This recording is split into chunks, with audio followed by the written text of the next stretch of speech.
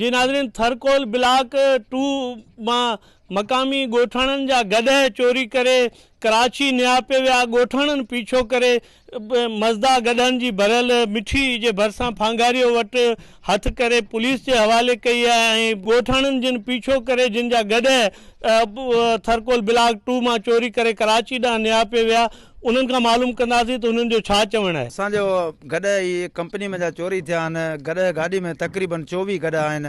राति मूंखे तक़रीबन 3:30 बजे मूंखे जेको आहे ख़बर पई त गॾ जेको हुनसे तव्हांजा फांगारी लक ते गॾ जेको चोरी थी विया आहिनि। ऐं हुतां पहुतुसि हिते, मूं हुननि खे पकड़िया।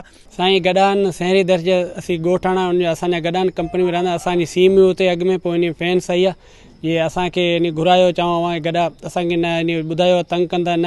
असांजी गाॾी जेका भरे लोड कई आहे हिते, असांजा 24 गॾा अंदरि बीठा आहिनि। कॾहिं असांजे गॾे में रसो हयो कोन्हे।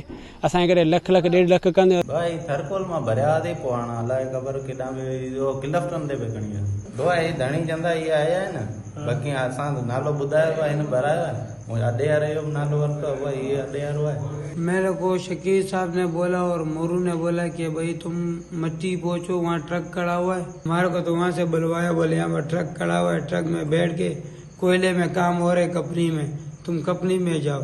जैसा एंट्री हुआ उधर गधे लोड करवाए, बोले ये गधे कराची पहुंचाओ। मिठी थाने ते ही मज़दा गॾहनि जी भरियल मौजूद है, जिते 3 जवाबदारनि खे पण पुलिस गिरफ़्तार कयो है। मक़ामी ॻोठाणा शहरी दर्स जा हिते मौजूद आहिनि। उन्हनि जूं ॻाल्हियूं ॿुधियूं। उन्हनि जो चवणु आहे त असांखे कॾहिं बि कंपनी न आहे चयो त तव्हांजो ही माल जानवर ही गॾह जेके आहिनि सो असांजे ब्लॉक में अची तंग कनि था।